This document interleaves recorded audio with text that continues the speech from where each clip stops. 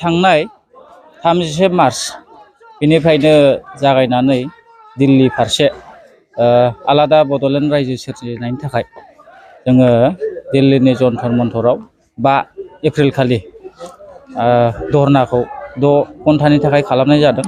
दा बे जोंनि धरना खालामनाय हाबाफारिया थारैनो साक्सेसफुल जाबाय बा जाफुंसारबाय।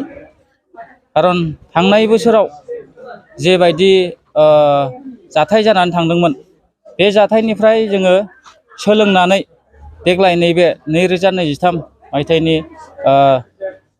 5 एप्रिलाव बेयो थारैनो जोंनो दिल्ली सरकारा बा भारत सरकारा जोंनो पारमिसनखौ गनायथि होनानै बर' माहारियारि फरायसा आफादाबादि मोनसे फरायसा आफाद बा राजखान्थि नङै मोनसे आफाद बा सोमावसारारि आफाद बेखौ जोङो गनायथि मोनबाय आरो जोङो गोदान दिल्लीनि मिनिस्टारफोरजोंबो जोङो मिला मिसा जानानै जों बे पारमिसनखौ मोननानै दिनै बर' रायजो राजाफोरनि अनसुंथाइ बा बर' रायजो राजाफोरनि अननायाव दिनै जों दिल्ली फारसे थांनानै बड'लेण्ड सोमावसारनायनि थाखाय फैफिननो हाबाय। बे सोमावसारनायाव नोंथांमोना सोर साबसेनोहाय मेम'रेन्डाम होखो रायजो राजानि सोमोन्दै बेखौ रायजो राजानो खोन्थाहरनो हागोन नामा?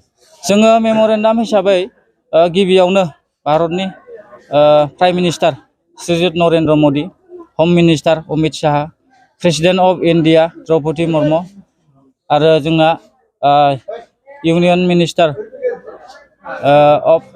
Four social justice and empowerment बिथां रामदास आठवाले, जों बिथांमोननो जोंनि गोसोखांलाइखौ गथायनाय जादों जाहाथे जोंनि बर' माहारियारि फरायसा आफादा आलादा रायजो सोरजिनायाव बिथाङा रामदास आठवालेया जोंनि थाखाय बहुद मा होनो बेखौ हेफाजाब होदों। दा बेनि थाखाय बिथांखौ जोङो स्पेसियेलि जोङो साबायखर बावो। नोंथांमोननि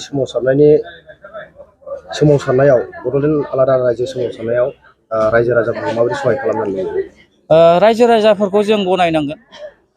बर' माहारियारि फरायसा आफादा दिनै रायजो राजा आइ आफा बिदा फंबायफोरनि अननाय नङामोनबा बा बिथांमोननि अनसुंथाइ नङामोनबा जोङो दिनै गोदान दिल्लीयाव जों आलादा रायजो बड'लेण्डनि थाखाय जों सोमावसारहैनो खाबुखौ मोननाय नङामोन।